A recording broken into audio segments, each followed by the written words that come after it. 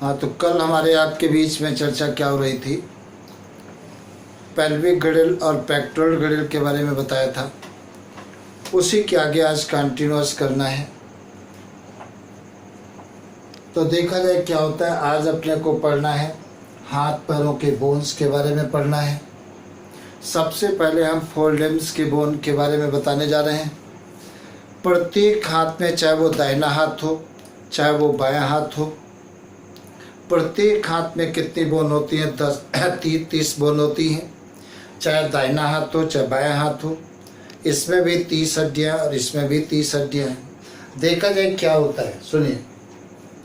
यहाँ से यहाँ तक जो बोन होती है, ये वाली बोन क्या कहलाती है? ह्यूमरस कहलाती है। यहाँ से यहाँ तक 2 हड्डियाँ होती हैं। बाहर की तरफ अल्ना होती है और अंदर की तरफ रेडियस होती है। यहाँ से यहाँ तक की जो हड्डियाँ हैं, इनको क्या कहते हैं? कार्पल कहते हैं, या इसी को क्या कहते हैं? रेस्ट बोन कहते हैं। फिर उसके बाद यहाँ से यहाँ तक मेटाकार्पल्स कहलाती हैं, और अंगुलियों की हड्डियों को क्या कहते हैं? फाइलेंजेस कहते हैं।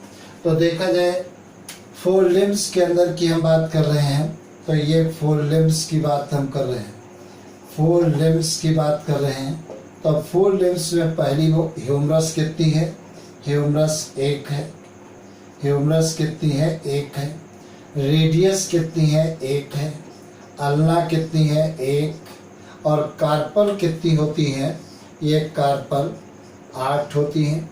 मेटाकार्पल कितनी होती है? 5। और फाइलेंजेस कितनी होती हैं? 14 होती हैं। 14 कैसे होती हैं? देखिए, अंगूठे में 2 हड्डियां होती हैं और शीर्ष अंगुलियों में 3 हड्डियां होती हैं। तो कितनी हो गई? 12 ये और 2 ये, 14 हो गई। टोटल आप काउंट करिए कितनी हो गई, तो 30 बोन हो जाएंगी। 1 2 3 8 3 11, 11 5 16, 4 20, 2 करिए है, 2 1 3। तो प्रत्येक हाथ में कितनी बोन होती है? 30। तो दोनों हाथों में कितनी हो जाएंगी? 60 हड्डियाँ हो जाएंगी।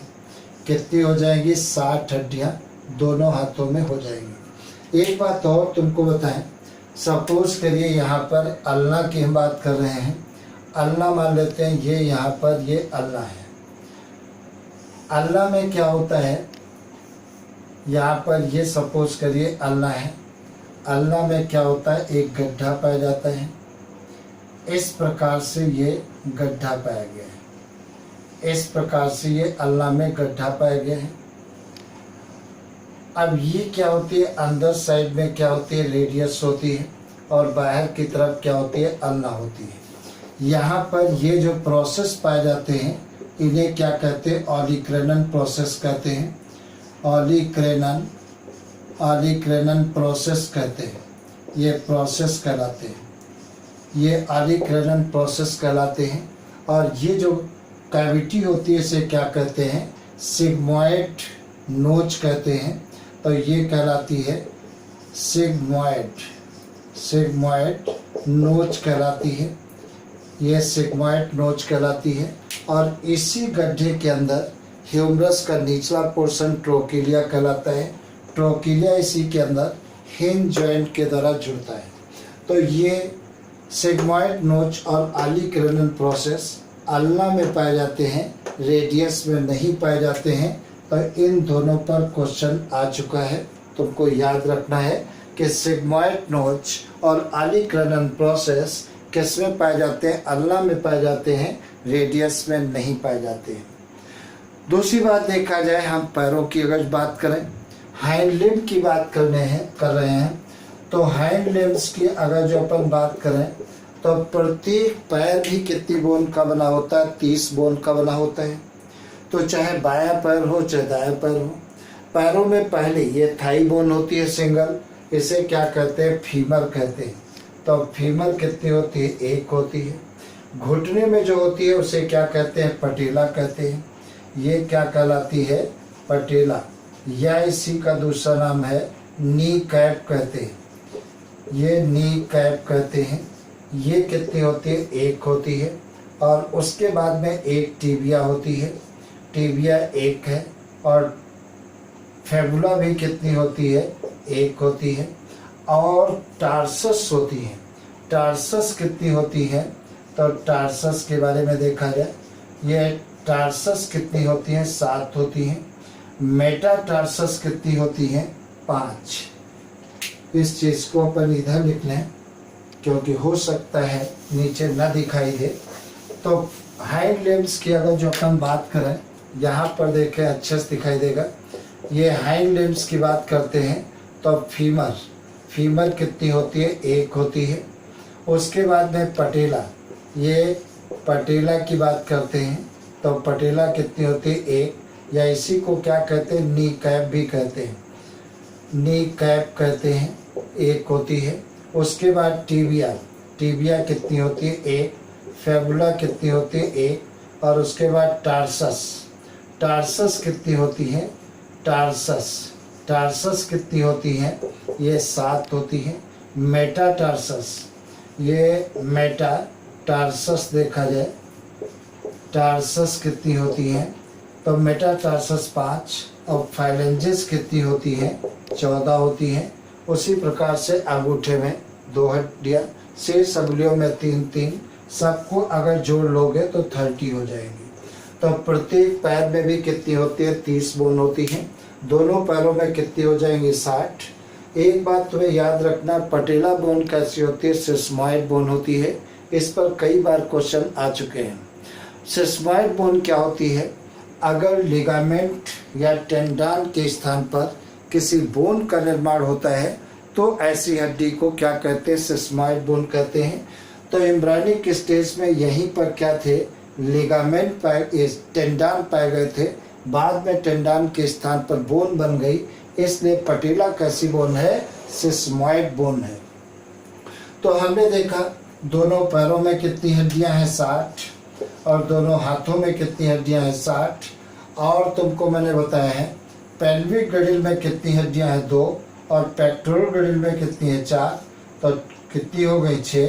और 6 12। तो इसका मतलब एपेंडिकुलर स्केलेटल सिस्टम, उपांगी कंकाल तंत्र कितनी हड्डियों से मिलकर बना होता है? 126 बोन से मिलकर बना होता है।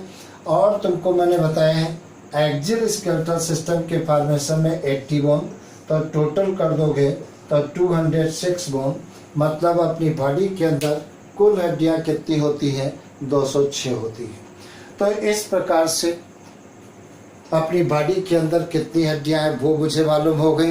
अब हम बताने जा रहे हैं जॉइंट्स के बारे में, जहाँ पर 2 हड्डियां आपस में जुड़ती हैं या हड्डी और कार्टिलेज आपस में जुड़ता है, उसे क्या कहते हैं? उस स्थान को क्या कहते हैं? जॉइंट कहते हैं।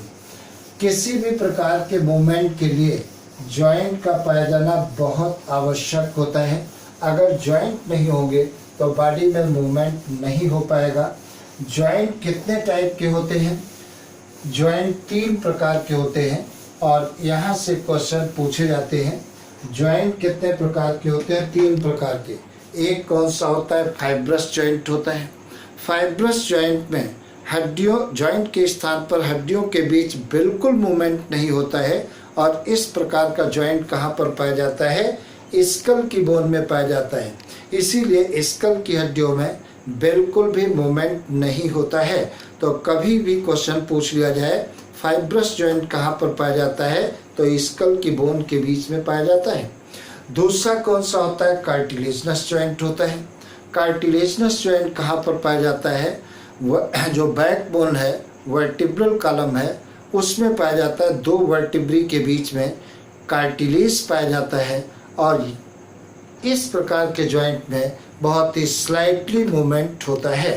तो कार्टिलेजनस जॉइंट में बहुत कम मूवमेंट होता है, लेकिन फाइब्रस जॉइंट के बीच में बिल्कुल भी मूवमेंट नहीं होता है। और कार्टिलेजनस जॉइंट मैंने कहाँ बताया पाया जाता है? Between vertebrae of vertebral column. और नेक्स्ट कौन सा होता है? साइनोवियल जॉइंट होता है। अब देखा जाए साइनोवियल जॉइंट में थोड़ा सा समझ लीजिए क्या होता है। इस प्रकार के जॉइंट में मूवमेंट होते हैं। मान लेते हैं यहाँ पर एक बोन अपनी ये है, इस बोन में इस प्रकार से एक गड्ढा पाया गया है। इस गड्ढे को क्या कहते हैं? सॉकेट कहते हैं। क्या कहते हैं? सॉकेट कहते हैं। ये मान लेते हैं एक हड्डी है, एक बोन है, जिसमें ये गड्ढा पाया गया, इस गड्ढे को क्या कहते हैं? सॉकेट कहते हैं। तो ये क्या कहलाता है?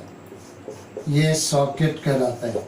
अब देखा जाए यहाँ पर क्या पाई जाती, अच्छा एक बोन ये पाई गई है, इसमें क्या होता है? हेड होता है। इस प्रकार से एक बोन ये है और इसका सिरा ये फूला हुआ पाया गया, जिससे अपन क्या कहते हैं? हेड कहते हैं। तो ये मैंने कह दिया, ये हेड कह दिया। इन दोनों में यहाँ पर क्या पाई जाती है? एक आर्टिकुलर कार्टिलेज पाया जाता है, जो दो हड्डियों के बीच फ्रैक्शन को कम करता है, घर्षण को कम करता है। तो इसे क्या कहते हैं? Articular cartilage. और यहाँ पर भी कार्टिलेज की कवरिंग पाई गई है, इसको भी क्या कहते हैं? आर्टिकुलर कार्टिलेज कहते हैं। तो इस प्रकार से ये आर्टिकुलर कार्टिलेज है। तो इसको हमने कह दिया ये आर्टिकुलर कार्टिलेज है। आर्टिकुलर कार्टिलेज कहते हैं, कार्टिलेज कहते हैं। ये आर्टिकुलर कार्टिलेज कहलाती है। उसके बाद में क्या होता है? यहाँ एक मेम्ब्रेन होती है, इस प्रकार से मेम्ब्रेन होती है। इस मेम्ब्रेन को क्या कहते हैं? साइनोवियल मेम्ब्रेन कहते हैं। तो इस मेम्ब्रेन को क्या कहते हैं? Synovial membrane. तो ये साइनोवियल मेम्ब्रेन कहा जाता है, मेम्ब्रेन कहते हैं। और इसके अंदर एक फ्लूइड भरा होता है, इस फ्लूइड को क्या कहते हैं? साइनोवियल फ्लूइड कहते हैं। तो ये फ्लूइड जो है उसे साइनोवियल फ्लूइड कहते हैं। ये साइनोवियल फ्लूइड कहलाता है। उसके बाद में देखा जाए यहाँ पर दोनों हड्डियाँ आपस में एक लिगामेंट के द्वारा अटैच रहती हैं। दो हड्डियाँ आपस में लिगामेंट के द्वारा जुड़ी रहती हैं और बोन और मसल आपस में लिगामेंट टेंडान के द्वारा जुड़ते हैं। तो इन्हें क्या कहते हैं? लिगामेंट कहते हैं, लिगामेंट कहते हैं। तो तुम्हें याद रखना है, दो हड्डियाँ किसके द्वारा जुड़ी रहती हैं? लिगामेंट के द्वारा जुड़ी रहती हैं। और मसल बोन से किसके द्वारा जुड़ती है? टेंडान के द्वारा जुड़ती है। मतलब मसल को बोन से कौन जोड़ता है? टेंडान जोड़ता है। और दो बोन को कौन जोड़ता है? लिगामेंट जोड़ते हैं। तो इस प्रकार से साइनोवियल जॉइंट होता है और साइनोवियल जॉइंट के बीच में मूवमेंट होता है। दूसरी बात देखा जाए, ये साइनोवियल जॉइंट कितने टाइप का होता है? 5 प्रकार का होता है। 5 प्रकार का कौन कौन सा होता है? एक कौन सा है? बाल एंड सॉकेट जॉइंट। जहाँ पर भी बाल और सॉकेट जॉइंट होता है वहाँ पर हड्डियों के बीच में मूवमेंट काफ़ी होता है। बाल और सॉकेट जॉइंट कहाँ पर पाया जाता है? ह्यूमरस के हेड और पेट्रोल ग्लैंड की ग्लिनोइड कैविटी के बीच में पाया जाता है। और दूसरा कहाँ पर पाया जाता है? फीमर और पेल्विक गडेल के एसिटाबुलम के बीच बाल और सॉकेट जॉइंट पाया जाता है। दूसरी बात देखा जाए तो ये तो बाल और सॉकेट जॉइंट, यहाँ जहाँ पर भी ये जॉइंट मिलेगा हम बोन को फ्रीली चारों तरफ मूव करा सकते हैं। दूसरा जॉइंट कौन सा होता है? हिंज जॉइंट होता है। हिंज जॉइंट में क्या होता है? बोन केवल एक डायरेक्शन में मुड़ती है, अपोजिट डायरेक्शन में नहीं मुड़ती है। जैसे नी जॉइंट क्या है? हिंज जॉइंट है। या फिंगर्स के बीच, बोन के बीच में जो जॉइंट्स हैं वो भी कैसे? हिंज जॉइंट है। और नेक्स्ट कौन से होते हैं? ग्लाइडिंग जॉइंट्स होते हैं। ग्लाइडिंग जॉइंट्स में क्या होते हैं? बोन एक दूसरे पर स्लिप कर सकती हैं लेकिन मुड़ती नहीं है। जैसे कौन सी होती हैं? कार्पल्स की जो बोन्स होती हैं यहाँ पर ग्लाइडिंग जॉइंट्स पाया जाता है। नेक्स्ट कौन सा होता है?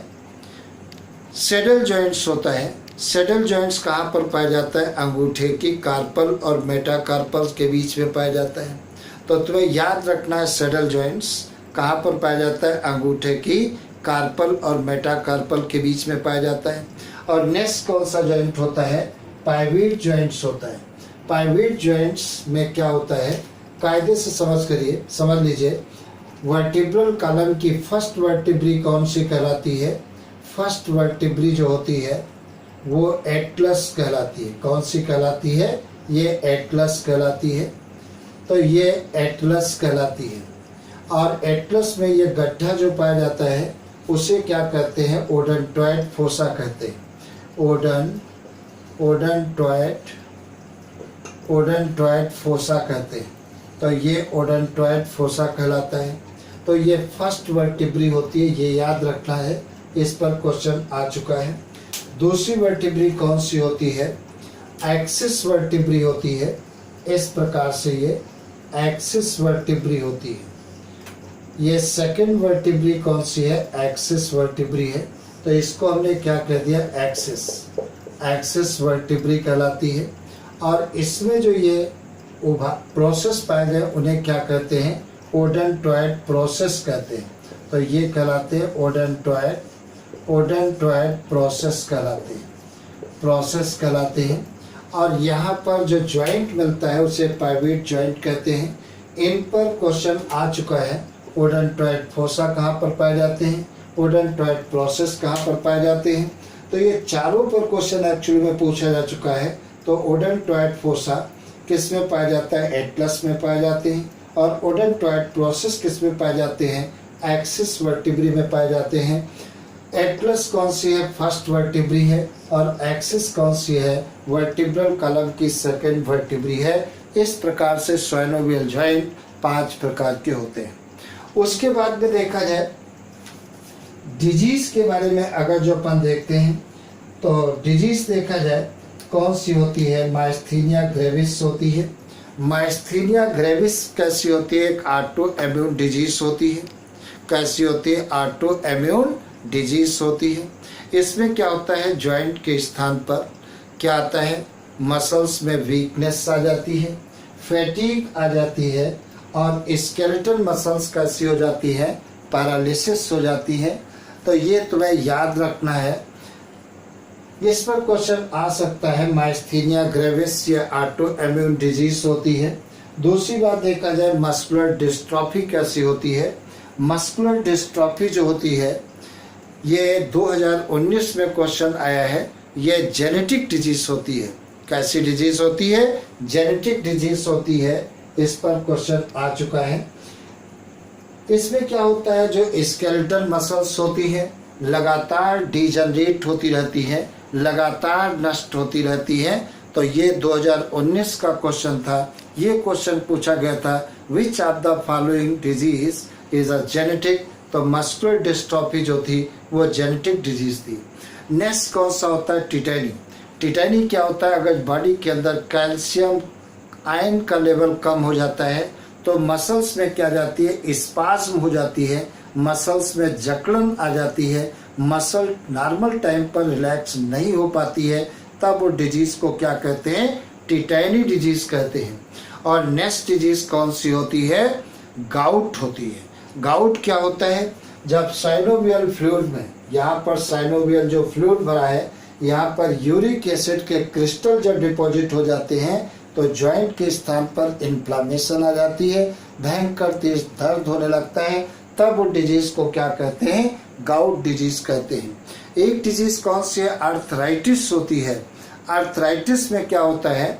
जब जॉइंट के स्थान पर कैलोजन फाइबर डिपॉजिट होने लगते हैं, तब जब जॉइंट के स्थान पर इन्फ्लामेशन आता है और पेन स्टार्ट हो जाती है, तब उसे क्या कहते हैं? आर्थराइटिस डिजीज कहते हैं। तो इस प्रकार से स्केलेटन से संबंधित डिजीज है। और पिछले साल तुमको मैंने बताया है मस्कुलर डिस्ट्रॉफी पर क्वेश्चन आया था और फॉल्स रिब के ऊपर क्वेश्चन आया था। तो 2 क्वेश्चन पिछले साल आ चुके हैं। फिर एक बार हम आपको रिपीट करा रहे हैं। मेरे लेक्चर आप ध्यान से पढ़िए और बहुत बड़ा फ़ायदा होगा। और खुद पढ़िए और दूसरों को भी बताइए। और अगर मेरे लेक्चर आपको अच्छे लगते हैं तो सब्सक्राइब जरूर करें, जिससे आपको फ़ायदा ये होगा कि हम कोई भी लेक्चर डालते हैं तो वो आप तक पहुँचे। समझे?